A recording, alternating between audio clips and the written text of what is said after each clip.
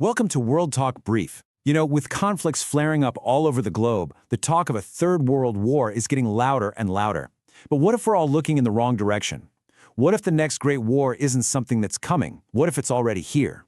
So let's just get right into it. It's a huge question, I know, but it's one that policy analysts are now taking very seriously. See, the argument goes like this. Maybe we're waiting for some single dramatic event, a Pearl Harbor moment, when really we could be living through a whole series of interconnected conflicts that are already changing the entire global system. And that, in effect, is a world war. To even start to get our heads around that question, we first need to understand the immense pressures that are straining global stability right now. And it's not just one thing. It's this tangled web of forces, all pushing and pulling in the same, very dangerous direction. The tool we need to use to see this clearly is geopolitics. Think of it as the instruction manual for the global chessboard. It helps explain how things like location, money, and population dictate the moves countries make. And right now, it shows us why so many of those moves are pointing towards a major confrontation. Now, what's really crucial here is how all these drivers feed off each other. It's like a dangerous feedback loop. You've got this intense competition between the big powers, right?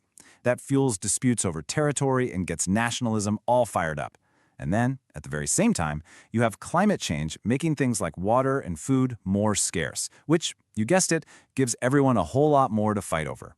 It's pretty much a perfect storm for global instability. Okay, so let's take this out of the abstract and look at a concrete scenario. To see just how quickly things could boil over, we're going to walk through a detailed case study, a hypothetical war in 2026 involving the U.S., Israel, and Iran. Now, this isn't a prediction. Think of it more as a projection, based on expert analysis of just how fast the dominoes could fall. The speed here is just staggering. Look at this timeline. In about a week, it goes from the first strikes to a full-blown multi-front war. A critical global waterway is shut down, major cities are getting hit, and even nuclear facilities are being targeted. This is that terrifying chain reaction that keeps military planners and diplomats up at night. And right here, the cost becomes tragically real. 6. It might seem like a small number, but in this scenario, these are the first 6 American service members killed just 6 days into the conflict. It's a powerful reminder that these big geopolitical chess moves are never abstract. They have an immediate and very human cost. And just look how quickly this hypothetical conflict snowballs. It isn't just Iran against the US and Israel anymore. All of a sudden, the UK is involved by letting the US use its bases, and regional heavyweights like Saudi Arabia are jumping in. But maybe the most dangerous part? Both sides immediately rule out any possibility of talks. They essentially lock the doors and throw away the key, committing to escalation. And here's the ripple effect that hits the entire world instantly. The moment Iran shuts down the Strait of Hormuz, which is a critical artery for global oil, a shockwave just hammers the world economy. Oil prices go through the roof and stock markets tank. It just goes to show how a war in one region immediately becomes a global economic crisis, affecting everything from how much you pay for gas to your own retirement savings. So, this brings us to a really critical point. A conflict like the one we just imagined wouldn't just happen in a vacuum. No, it would be one explosive piece in a much, much larger puzzle of interconnected global crises. It's a world where a fire starting in one region can easily and quickly spread to another. This is really the heart of the argument from someone like policy analyst Fiona Hill.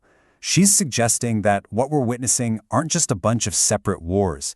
She calls them system-changing conflicts. The scale might look different from World War II, but it's the global, transformative nature of the violence that really matters.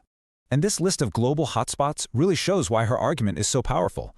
At the exact same time our hypothetical Iran war was kicking off, all of these other conflicts were also raging. Ukraine, Sudan, Kashmir, the South China Sea. The world was basically a global tinderbox. And the really dangerous part is that these fires are no longer isolated. They're being linked together by major powers, like Russia, China, and Iran, who are increasingly working in concert. And here's a perfect example of how that interconnectedness works in practice. The sudden explosion of war in the Middle East immediately throws a wrench into diplomatic efforts everywhere else. In this case, planned peace talks for the war in Ukraine get put on ice, because all the world's attention and resources are violently pulled in another direction. Okay, so all of these connected crises, they aren't just happening by chance. They are symptoms of a much bigger, deeper problem, the decay of the entire international system itself. We're talking about the rules-based order, That whole web of laws, alliances, and institutions that was built after World War II for one primary reason: to prevent another one. This contrast really says it all, doesn't it? The world after 1945 was built on this foundation of American leadership and a belief in strong international institutions. But today, that foundation is seriously crumbling. The U.S. role is being questioned, those institutions are often seen as irrelevant, and the world is in a state that experts are calling geopolitical flux. Put simply, the old rulebook has been tossed out the window. Germany's president really hit the nail on the head, calling this a double epochal shift. You've got two huge shocks hitting the system at once. First, Russia's invasion of Ukraine, which completely shattered the peace in Europe. And at the same time, you have the United States stepping back from its traditional role as the world's anchor. It's a real 1-2 punch to the old world order. So, where does all of this leave us? Well, we're living in a new and frankly much more dangerous geopolitical reality. The old playbook is gone, and the new rules are still being written, and a lot of the time, they're being written through violence. These are really the defining features of the world we're in now. Old alliances are shaky and being reevaluated. New partnerships are forming, often united simply by their opposition to the West. And, as we saw in our Iran scenario, any local conflict now has a much higher chance of going global, and fast. This is exactly why organizations like the International Crisis Group have their eyes glued to these particular hotspots.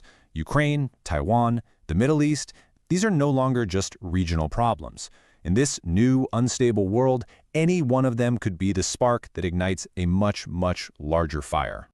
And that brings us right back to the ultimate question.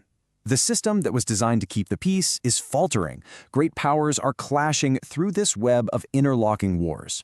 So if the old order is well and truly gone, what is going to replace it? And maybe more importantly, will we recognize what it is before it's too late? Subscribe to World Talk Brief for more clear, thoughtful explanations